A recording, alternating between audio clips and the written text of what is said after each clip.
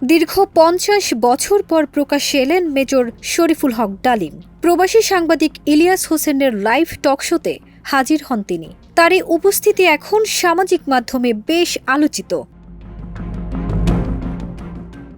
৫ জানুয়ারি রাতে তিনি টকশোতে প্রকাশ্যে কথা বলেন। এই লাইভ টকশোটি বাংলা ভাষার কন্টেন্টের মধ্যে রেকর্ড করেছে।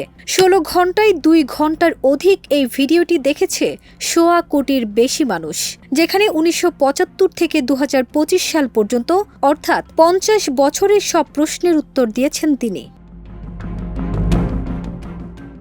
মেজর ডালিম বলেন, দেশবাসীকে বিশেষ করে নতুন প্রজন্মের ছাত্র জনতাকে যারা আংশিক বিজয় অর্জন করেছেন তাদের লাল শুভেচ্ছা জানাই।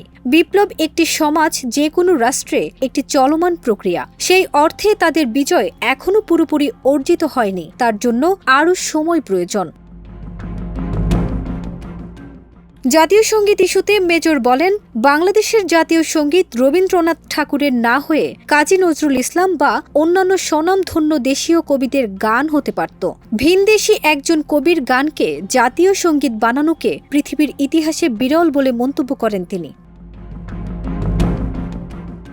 তিনি আরও বলেন, সম্প্রসারণবাদী হিন্দুত্ববাদী ভারত যার কবজায় আমরা প্রায় চলে গিয়েছি, সেই অবস্থান থেকে সেই ৭১-এর মতো আরেকটা স্বাধীনতা অর্জন করতে হবে, তা না হলে বিপ্লব ব্যর্থতায় পর্যবসিত হবে।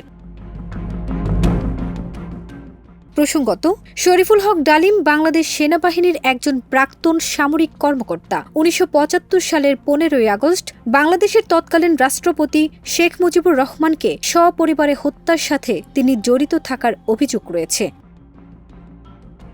ফারজানা নিকিতা, দেশ রূপান্তর।